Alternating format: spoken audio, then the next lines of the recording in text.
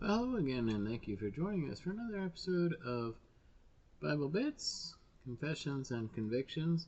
We're going to do part 3 today of John MacArthur. He talks about 6 so-called, or think you are a Christian, but may not be. And if you're not ticketed for heaven. And so he's going to talk today about those who follow a false gospel. Let's take a listen, leave a comment, and do hit subscribe. Thanks for joining us. Here we go. The danger of hypocritical religious leaders is that they not only deceive themselves, but also lead others astray. Jesus rebuked the Pharisees in Matthew 23:13, saying, "Woe to you, scribes and Pharisees, hypocrites! For you shut the kingdom of heaven in people's faces. Their false leadership creates stumbling blocks for others, making it difficult for people to find the true path to salvation." True spiritual leadership requires humility, integrity, and a genuine relationship with Christ. Those who misuse their position for selfish gain will one day be held accountable before God.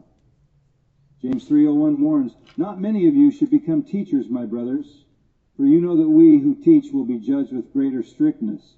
The call to lead is a call to live by example, to shepherd with sincerity, and to reflect Christ in both words and actions. Hypocrisy will not go unpunished, for God sees all things and will judge with perfect righteousness. Lukewarm believers are those who claim to follow Christ but lack true passion, commitment, and obedience. They are neither fully devoted to God nor completely against Him. Instead, they remain in a state of spiritual complacency. Jesus issued a strong warning against such individuals in Revelation 3:15-16, saying, "I know your works. You are neither cold nor hot.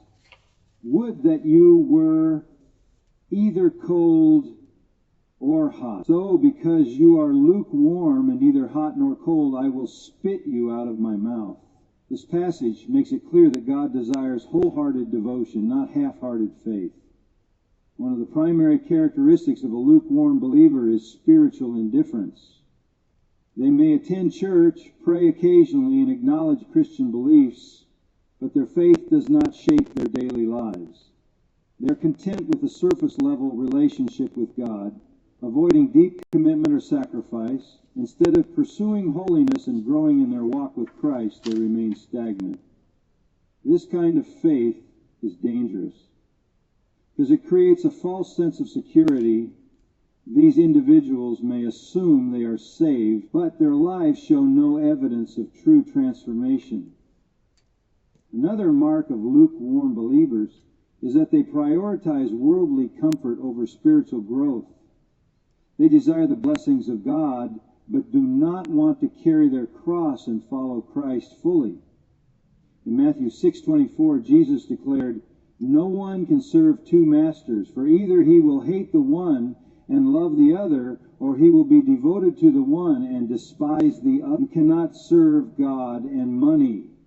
Lukewarm believers try to have both, enjoying the pleasures of the world while maintaining the appearance of being Christian. However, true faith requires full surrender to Christ, not divided allegiance. Okay, so it looks like we might have juxtaposed, is it a word, or transposed, yesterday's teaching, which was the lukewarm believer, and yesterday might have been today's teaching, was those who followed a false gospel. Either way, both messages are still good, despite my titles and messing up a little bit, but I tell you what, do leave a comment and hit subscribe, and bear with us, have patience. We're supposed to love one another, right? Well, until then, the Lord keeping me around, and the Lord keeping you around, and the Lord being patient and willing, we'll see you again next time.